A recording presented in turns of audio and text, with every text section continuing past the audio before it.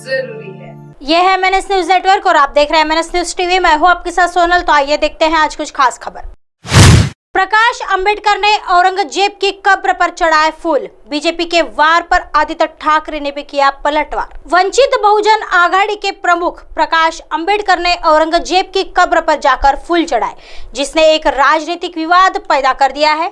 वंचित बहुजन आघाड़ी और शिवसेना गठबंधन को लेकर बीजेपी ने उद्धव ठाकरे पर सीधा हमला बोला।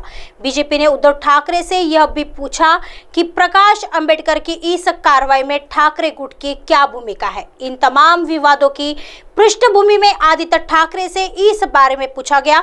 इसके बाद उन्होंने जवाब दिया।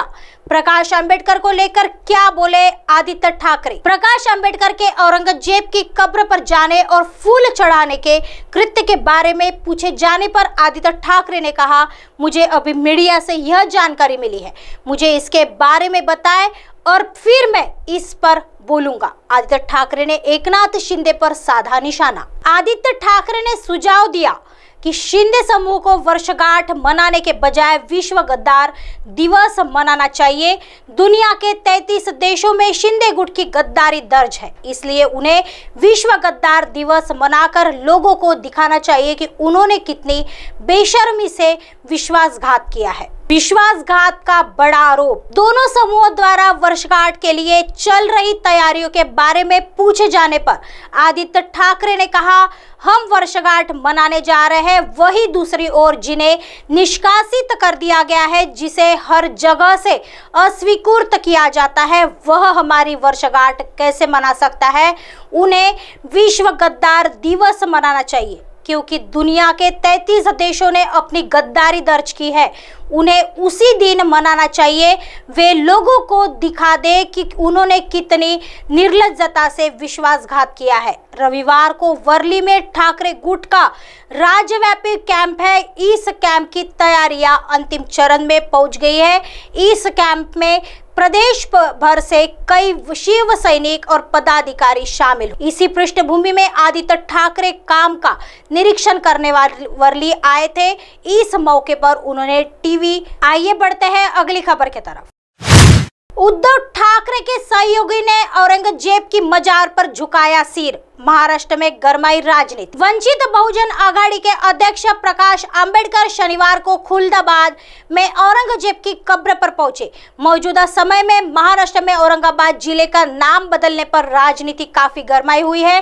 कुछ समय पहले ही इस मामले ने तूल पकड़ लिया था और कई इलाकों में आगजनी हुई थी। ऐसे में अब प्रकाश अंबेडकर के मकबरा पहुंचने से नया विवाद खड़ा होने की आशंका है।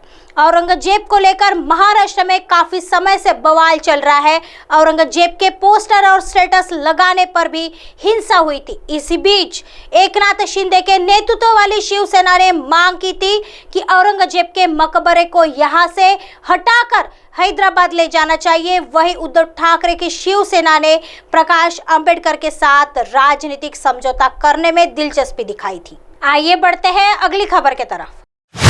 2024 के लोकसभा चुनाव में आजमगढ़ के से ताल ठोकेंगे शिवपाल यादव। सपा ने दिए फ्यूचर प्लान के संकेत। समाजवादी पार्टी यानी सपा के राष्ट्रीय महासचिव शिवपाल सिंह यादव के सियासी भविष्य को लेकर यूपी के सियासी गलियारों में एक बार फिर चर्चाएं तेज हो गई है।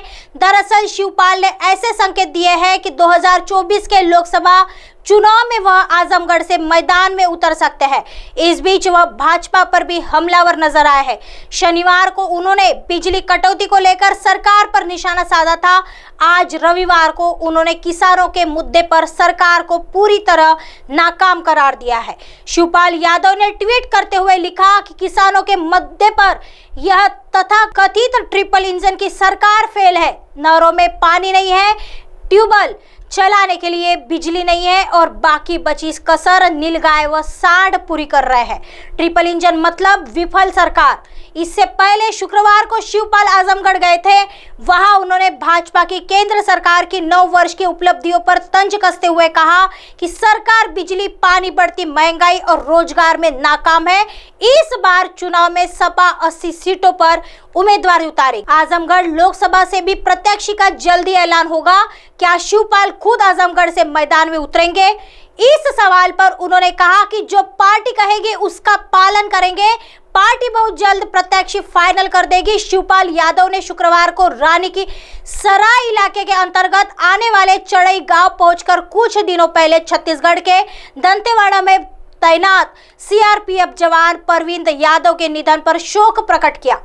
वह महाराजगंज के में संत कवलदास की पुण्यतिथि के कार्यक्रम में भी पहुंचे। इस दौरान उन्होंने जवान को शहीद का दर्जा प्रदान करने की मांग की। ऐसे ही दिन भर की तमाम बड़ी खबरों से आपको रूबरू कराएंगे। तब तक बने रहिए MNS न्यूज के साथ। नमस्कार।